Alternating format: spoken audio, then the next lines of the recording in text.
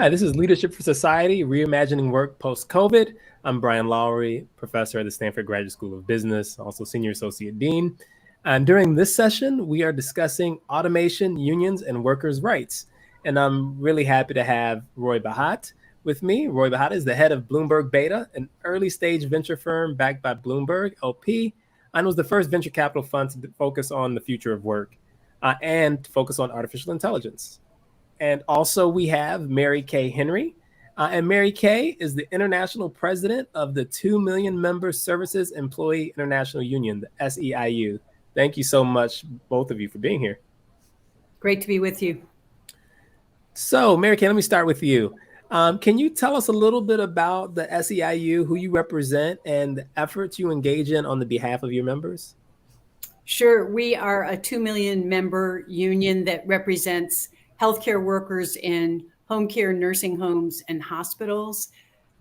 We represent property service workers who are janitors, security officers, and airport workers that do the lowest wage work in the service part of property services, and then public service workers who do everything from school crossing guard work, bus driving, school lunch programs, to city public health workers and registered nurses, to state workers who do DMV and build roads and bridges. And our union's proud to back the Fight for 15 and a union movement, and the fast food workers who've been on strike and fighting for better conditions for the last 9 years.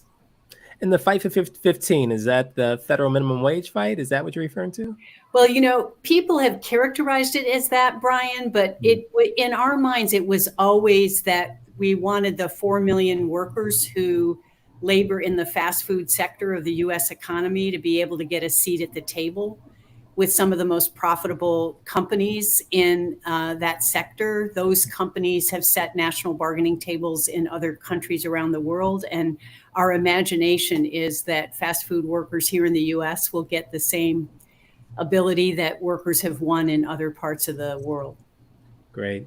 And then, Roy, can you tell us a little bit about Bloomberg Beta? What is it and what do you do? Sure. We're an early stage investor. We're a venture capitalist. We back startups that focus on the future of work, which is now a buzzword. But when we started, people said, we were the first ones to do it. And people said, oh, so what that must mean software for businesses, right? And we tried to explain it's a little broader than that. It had to do with the ability of people everywhere to participate in the economy. And because we were also, and thank you, Brian, for saying this, the first firm to focus on AI, we got drawn into a number of conversations about the effect of technology on work. It's not obvious that introducing a lot of AI quickly is great for workers. And that led to a set of public policy conversations and conversations with leaders in culture, labor, civil society. And Mary Kay and I served on the commission that she chaired, which was the California Governor's Commission on the Future of Work. And we got started with our work before COVID and continued into it. And, you know, if ever there was a time for learning about what is unfolding for work, it's now. Great. I'm happy you mentioned the Governor's Future of Work Commission. I'd love to hear what you talked about, or what conclusions you drew. So Mary Kay, if you could tell us a little bit about that, that'd be great. Well, I think one of the innovations that Roy introduced into the commission was that we needed to dream big and think about moonshot goals that the governor could set for the state that would be a signal to the nation. And in thinking boldly about, by 2030, everybody who wants to work in the state of California ought to be able to have a living wage job. And if that's what we wanted to make happen by 2030, what steps should we take in the next 2 to 3 years that would begin to catalyze the ability of everybody who wants to work and be able to have that job, support themselves and their families? What could we do between government, working people, business, and community to bring that to life? And that's just one of the moonshot goals of the 7 that we set as a commission. That is a moonshot goal. So let me ask, what constitutes a living wage? I hear that term all the time, but what does that mean? So especially in California, I live in the Bay Area. I live in San Francisco, and I'm doing okay. But living wage is that's a very broad term. What does that look like?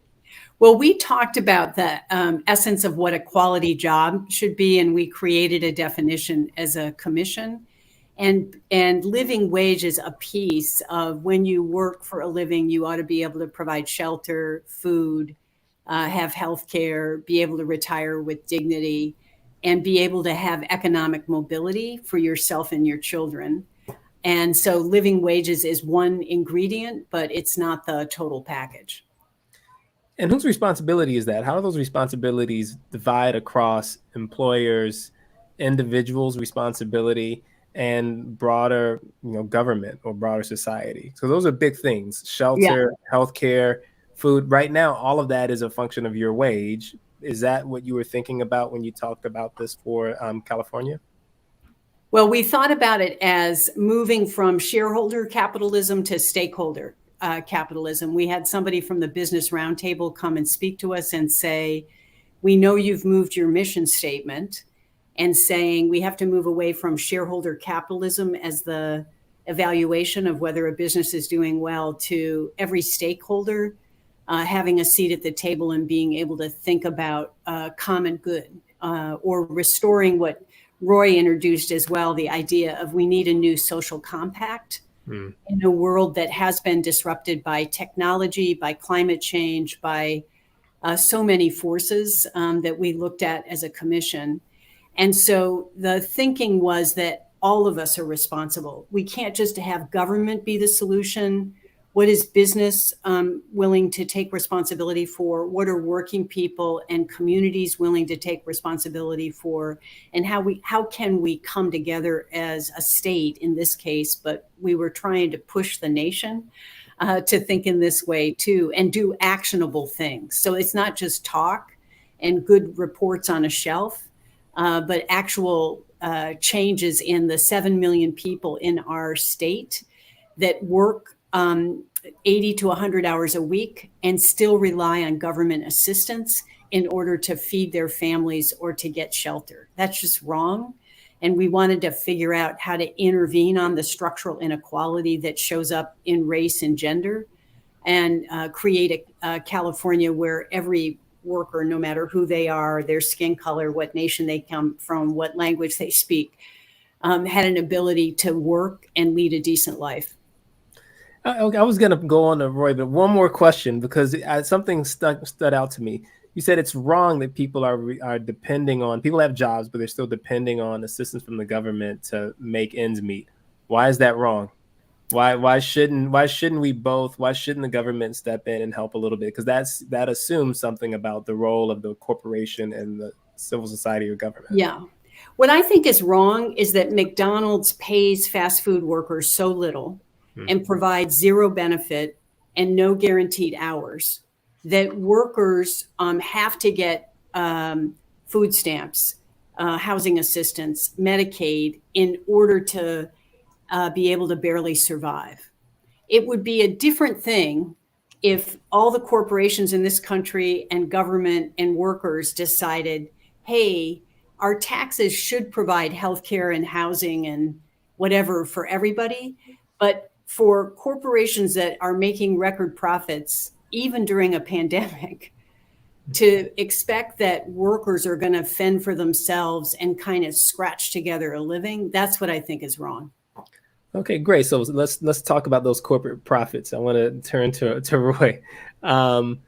So what do you expect work to look like in the future, right? So you are early in AI, and I assume that includes automation, and that's been disruptive in terms of work, a lot of that blue collar work, but in the future, maybe not just blue collar work, white collar work as well. What responsibilities do corporations have, and what do you expect the future to look like in terms of this continued disruption? Well, I want to start by saying that it's hard to answer the question about what responsibilities corporations have without acknowledging that this isn't about allocating responsibility to one segment of society or another. Mike Bloomberg has this line. He says the difference between business and government is that in business it's dog eat dog, and in government it's the opposite. And I think that, there's this truth under that, which is when, the shareholder capitalism philosophy took hold, it came with this view that corporations were these independent actors in competitive free markets, struggling with one another, sort of a classic Econ 101 kind of view. And what happened was that the successful corporations got so big, Walmart doubled in size in the last 15 years, that they became themselves such important institutions with so much power that separating those big institutions from what government did or what civil society did became impossible. I mean, the CEOs of every major corporation are proud to be able to call senators and members of Congress and exert influence on behalf of their company's interests. And while from a pure shareholder return perspective, there's great logic to that, from the perspective of what holds together for the society, what's resulted is a situation that is just plain unacceptable. And so now, what role does technology play in this? Technology is the wind. I think of it as like a force of weather that just animates lots of change. And while over the last decades in the US, we could look at the effect of technology on manufacturing work, the truth is technology has always automated jobs. I mean, at least since the Industrial Revolution, it has. But, the vast majority of Americans used to be in agrarian work, and technology came for that. And then we had plenty of manufacturing, and technology did something to that. And today, there is no industry that is immune from the effect of technology on reshaping the way work happens and potentially automating certain occupations out of existence. I think the one difference today compared to 50 years ago is just the speed of the introduction of the technology. And I worry less about, are all the jobs going to go away, and more about what are the occupations that employ 50,000 people, 100,000 people, that in the blink of an economic eye in 2 or 3 years might wink out of existence, and all of the unrest and turbulence that comes with that. And if anything, I think the future of work is about looking at the workers who have suffered the most in our current system, because I don't see any reason to think that it's going to get a whole lot better for them unless we have concerted multi-sector intervention like what Mary Kay is talking about. So we can take that in lots of different directions, but that's sort of how I see it, as the future of work is already here.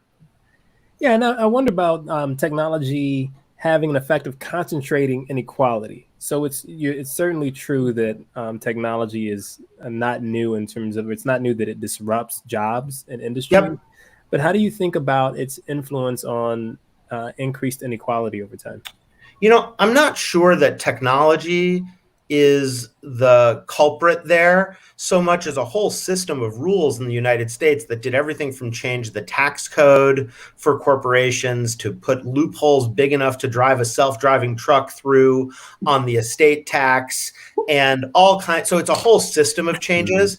I do think that technology tends to create markets that are winner-take-all markets. So it can produce inequality between firms, but that doesn't always mean inequality between people. And I think what we really care about is human beings and their ability to participate economically, to have the kind of quality job that Mary Kay laid out. And I have an even more simple definition, which is, from the perspective of a person, if they play society's game by the rules, do they have a reasonable shot at living a good life, however they define it? For most people, if you make less than $150,000 a year, we've done some survey research with New America, and for most people, the number one factor, if you make $150,000 or less a year, it's not how much money you make, it's not doing work that's important to you. Rich people love to go to conferences and talk about the meaning of work, but if you make less than $150,000 a year, what you really care about is stability, is you care about having as secure an income as possible.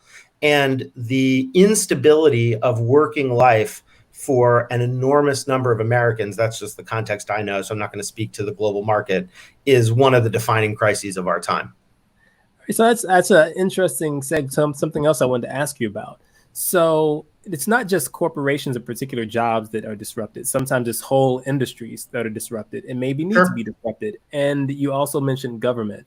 So as you all know, there's a big infrastructure bill being discussed. Recently, there was pushback against the big environmental component of that.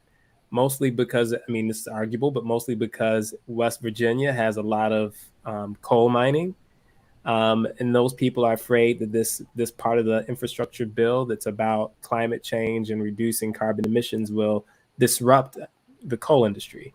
So what do you tell those people? So they're in West Virginia. They've been working in coal mining. Their families have been in coal mining. They've been doing it for, let's call it 10, 15 years, whatever. They've been doing that. They've made a living doing that. Maybe not a great one, but a living.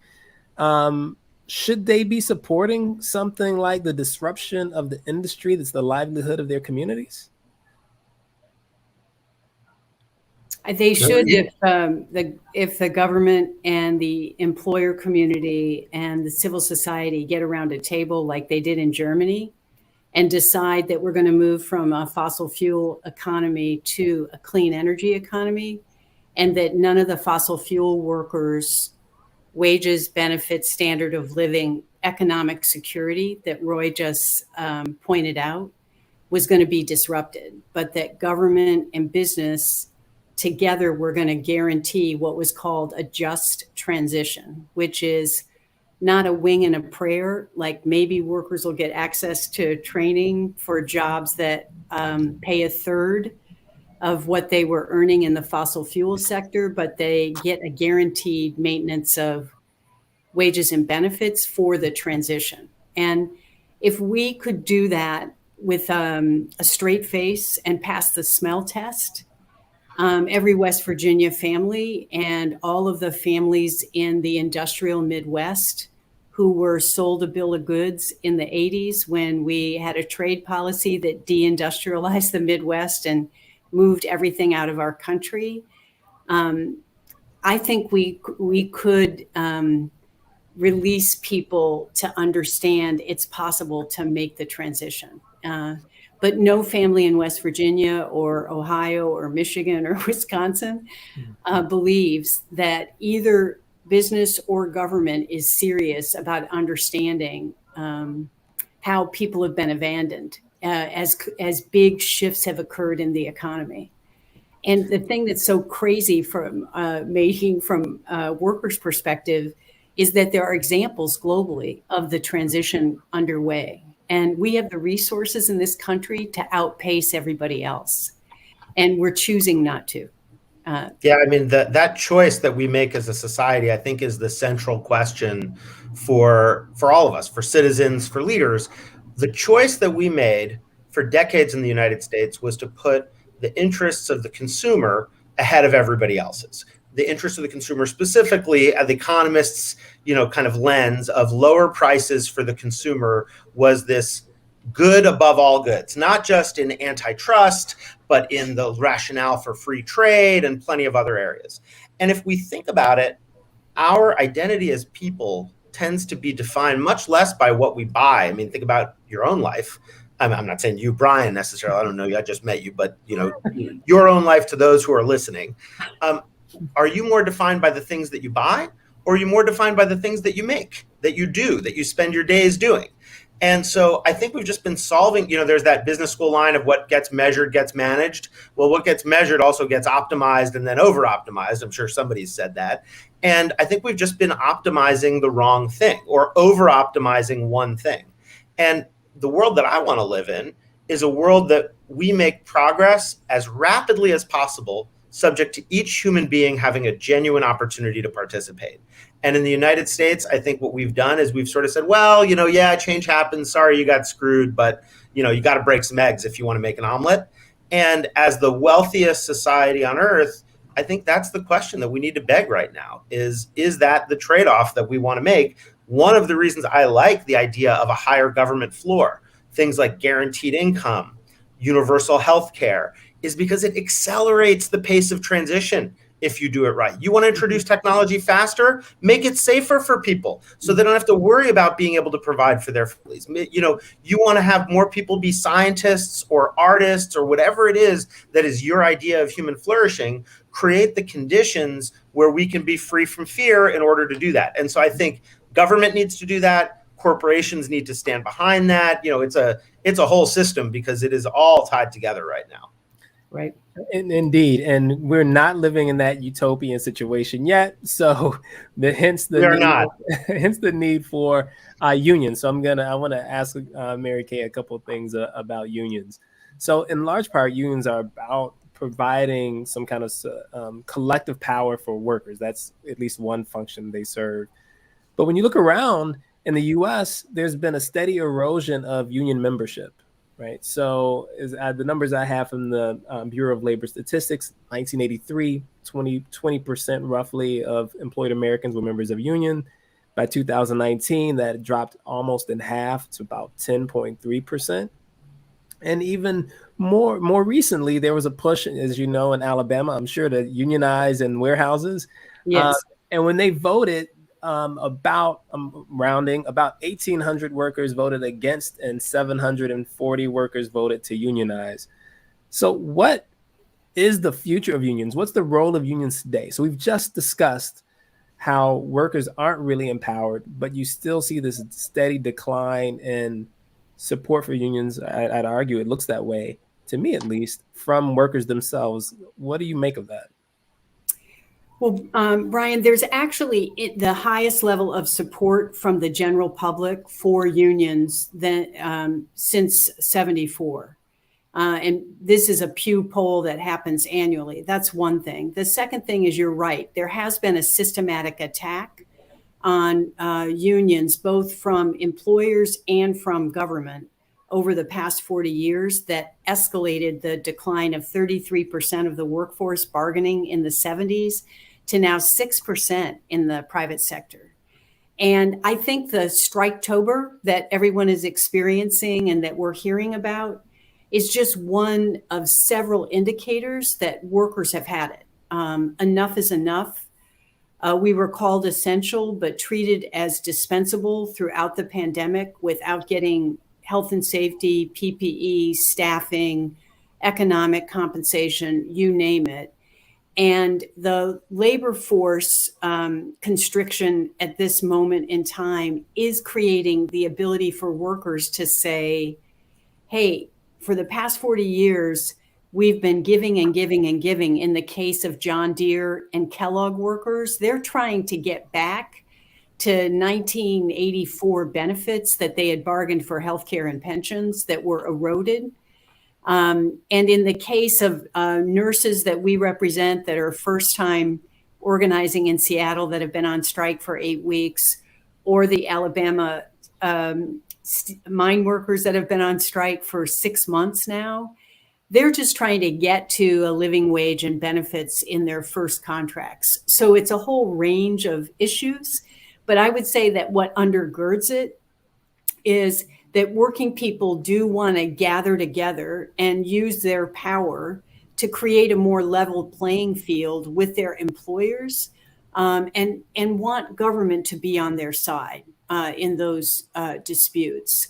And so I think that part of what the moment calls for, as I think Roy was pointing towards, is there's been a huge disruption in how we do work and how we will emerge out of a pandemic that is being politically prolonged through extreme politic that is putting pressure on how do people imagine that economic security that Roy said was the number one concern.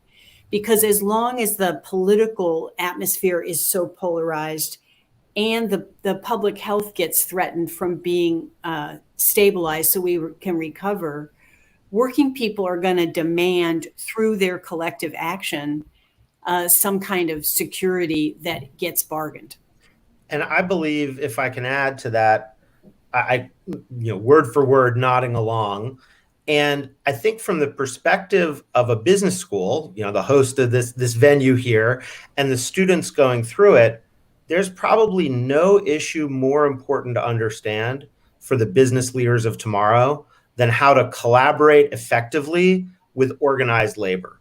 Because for decades, what we've been teaching, at least in American schools, and I went to school a bit in the UK, is the economists would teach us that unions were bad because they were dead weight loss. They would artificially increase the price of one of the factors of production, and therefore the economy would not operate at its optimal level.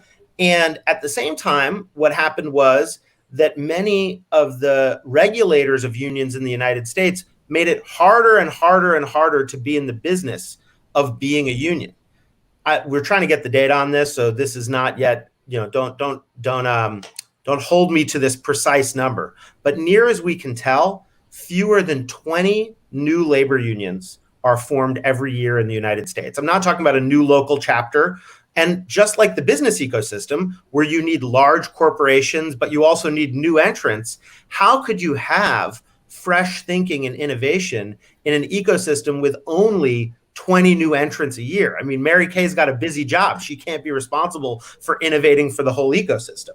And so as a result, what's happened is we've pushed back all these worker needs. We've pushed them back through statistics that have caused us not to see it by using measures like household income, which mask the fact that if your income goes up and down, you could be struggling 9 out of 12 months of the year. GDP, which is a measure of a nation's ability to go to war. It has nothing to do with the economic health of individuals. That's pushed back those measures, regulations on unions, and lots of other forces have sort of pushed back worker needs. And the water just keeps rising.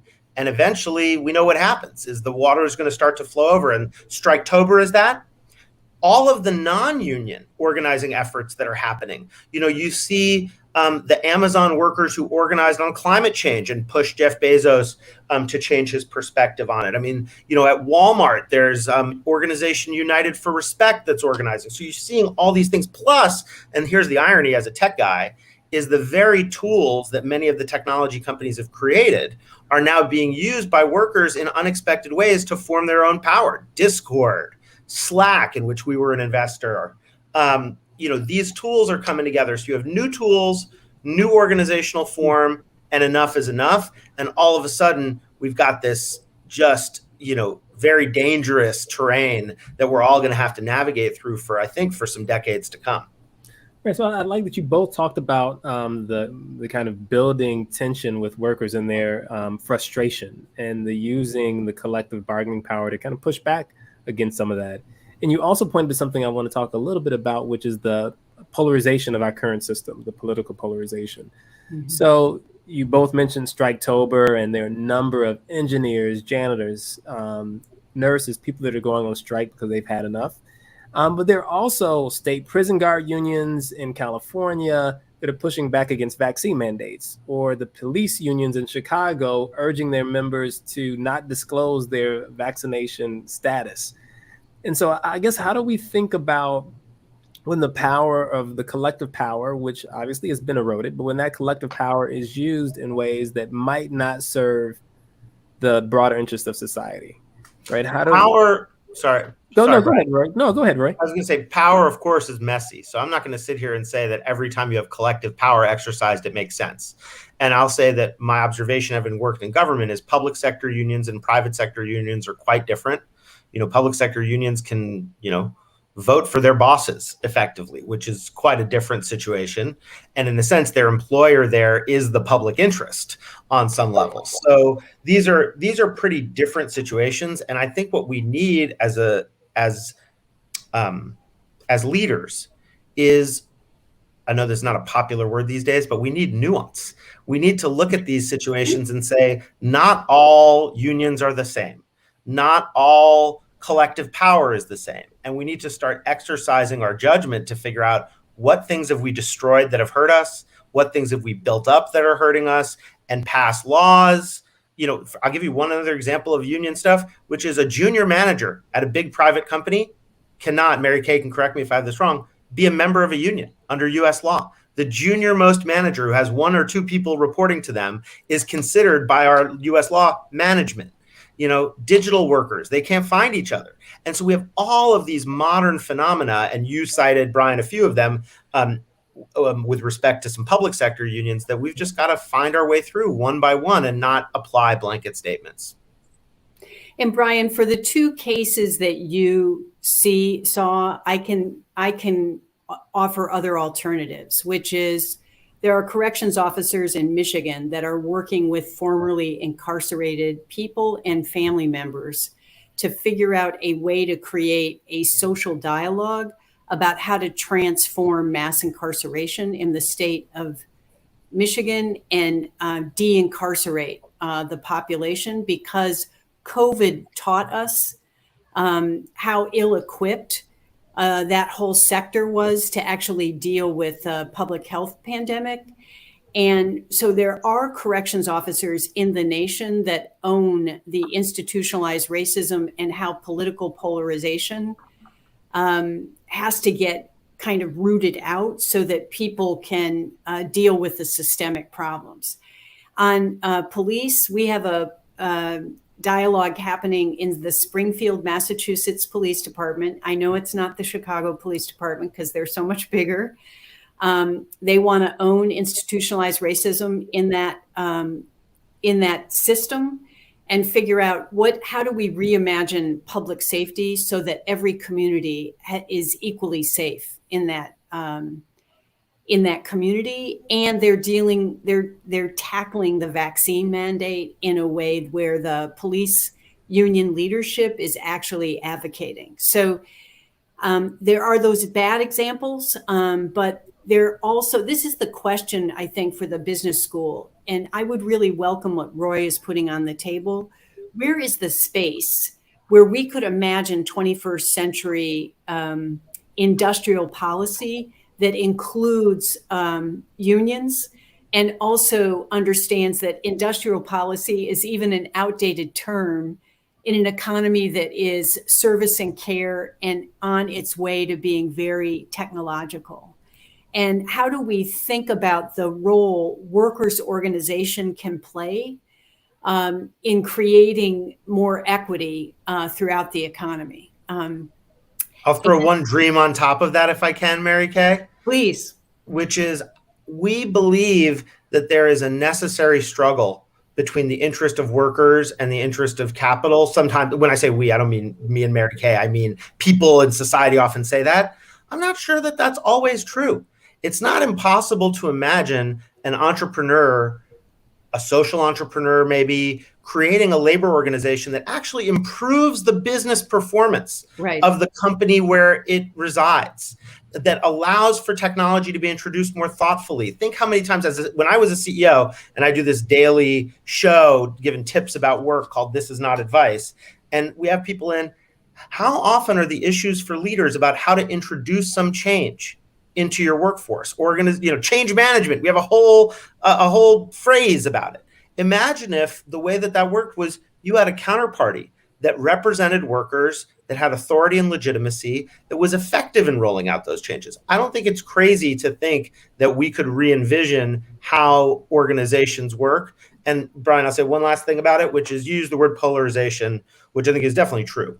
I have a related word that I think labor organizations can do something to help us think. And that related word is cluelessness. And when I say that, what I mean is that one of the effects of inequality in our society has been a decrease in our ability to understand the lived experience of each other, people across class, across race, across other lived experiences. So we have this epidemic of cluelessness where we opine about what other people's lives are like without knowing.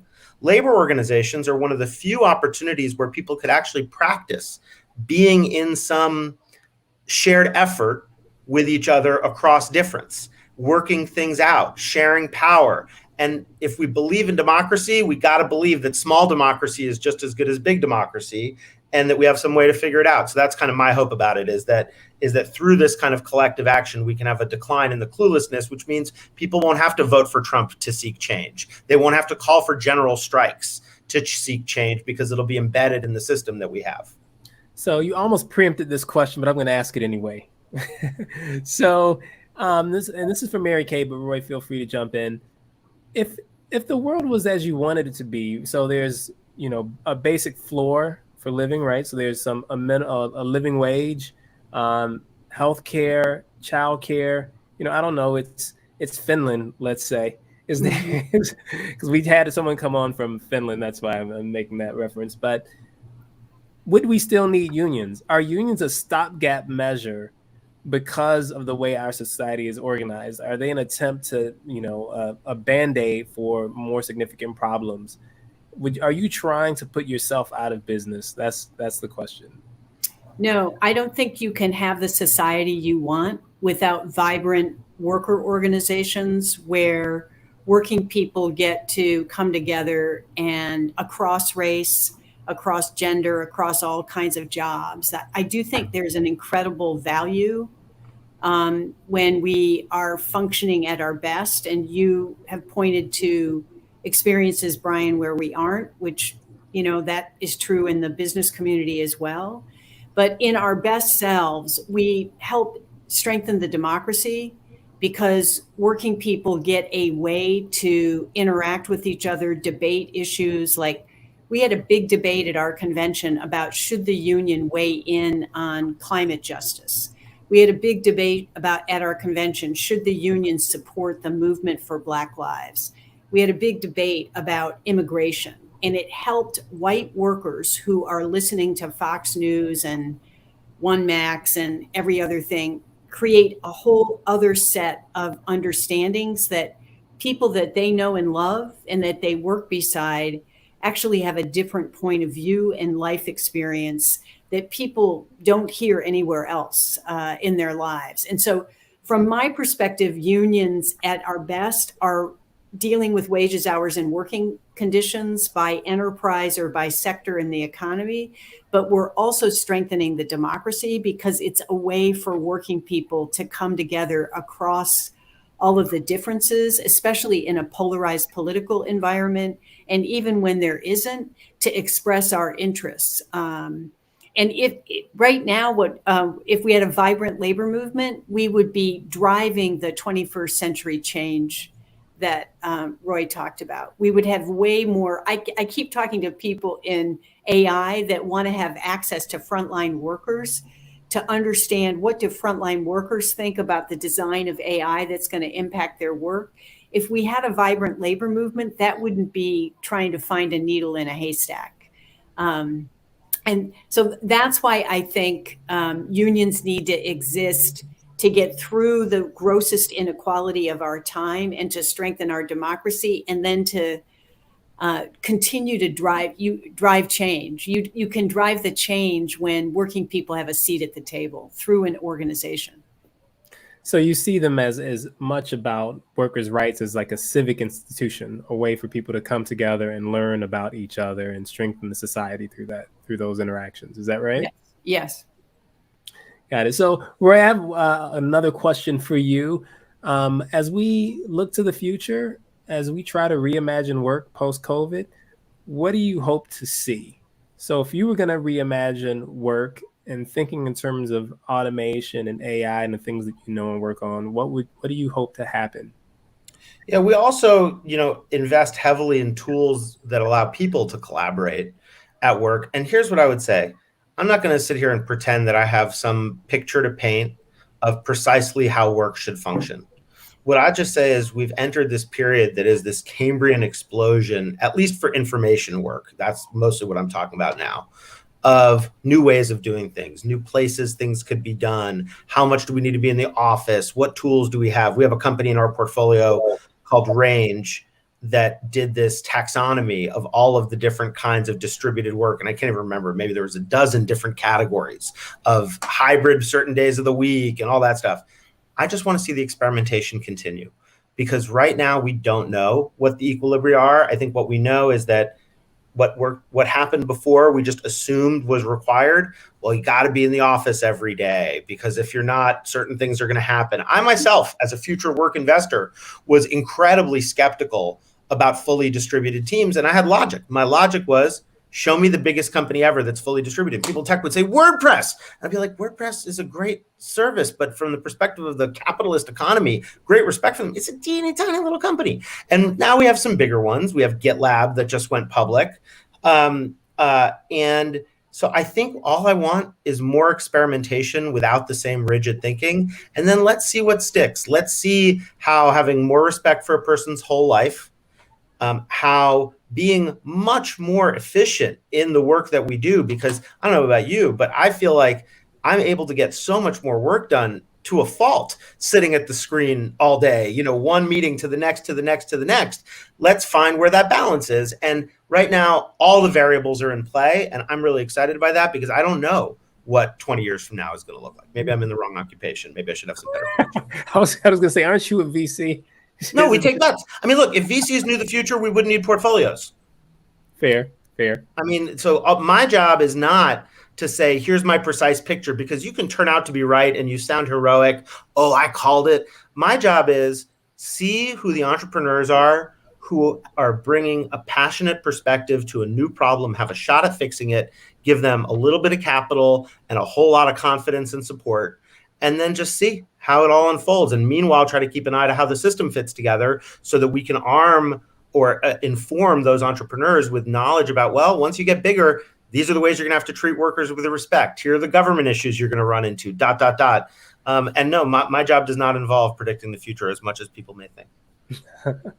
And Mary Kay, the same question to you. So there's a lot of things in flux, as Roy just said, post-COVID. What do you see the future of work looking like? In particular, what role do you see for unions? How should unions adapt to what comes next? Well, I thought the easiest way to answer, Brian, was just through 3 stories. So it's concrete. We've been fighting to get the investment in home and community-based services as part of the Build Back Better Act that's traveling alongside the Infrastructure Act. And we've been united with the climate movement in getting an investment in care jobs, home care and child care. These were jobs excluded in the 30s. Because they were done by Black women, and Southern Democrats didn't want them to have any power. And so they were excluded from fair labor standards and minimum wage and unemployment comp and Social Security. And over the last 100 years, we've fought to represent 800,000 of these women. It's now 2.5 million jobs in the U.S. economy, headed to 5 million because of the aging of the population. And we would really like to see these jobs invested in as valuable to the entire society, because it frees people to go to work outside the home with their loved one is cared for safely and securely. And if the caregiver herself could be paid a living wage and have the stability and security, that would be transformative in key Black, brown, immigrant, Asian, indigenous communities that have been excluded structurally for so long. And then it also would allow our seniors and people with disability to retire with dignity and independence at home. And there's a lot of AI and technology that's being experimented with that these women would welcome to augment their work and connect them with the healthcare system. So that's one little dream I have about what could be different in the future. In fast food, those workers would love a seat at the table to bargain collectively, nationally, with McDonald's, Wendy's, and Burger King, who've done it in 12 other countries around the world. They could do it here. They could make these the best first jobs in America and actually create economic mobility out of dead-end poverty jobs that 4 million people are consigned to in this country right now. And it's a huge waste of human capital. And I just wanted to tell a funny story. A store manager threatened a worker, "I'm going to replace you with a robot." And the worker shouted back, "I'd love to help design the robot. I have figured out better ways to get the job done than you ever trained me to. But just, I need a chance." And imagine that kind of society where that would be possible for that worker. And so those are the kinds of things that I see possible. And there's story after story. Like there's a janitor job that is shrinking now in cities because of COVID. People are not going to return to work in these big downtown office buildings. How do we redeploy that janitorial workforce who's been trained to do COVID cleaning to something that would work for business and government? Those are the kinds of things that if we release ourselves from the rules that don't work to creating new rules, things would be incredibly, we would return to a level of innovation in the country that has long since been lost. Well, thank you both for that. I really hope that some version of these visions come to pass. You gave us a lot to think about, and I really appreciate the time so much. Thank you. Thank you for having us. I mean, I think that if more work looks like the work that Mary Kay describes, where communities that were marginalized before get to participate, imagine how much better this can all work. Indeed, and maybe we can keep it going for a little bit longer too. So thanks so much. And next week, we're going to discuss the gig economy. And we'll have Sam Bright, the Chief Product and Experience Officer for Upwork, and Melissa Valentine, Associate Professor at Stanford. So see you all then.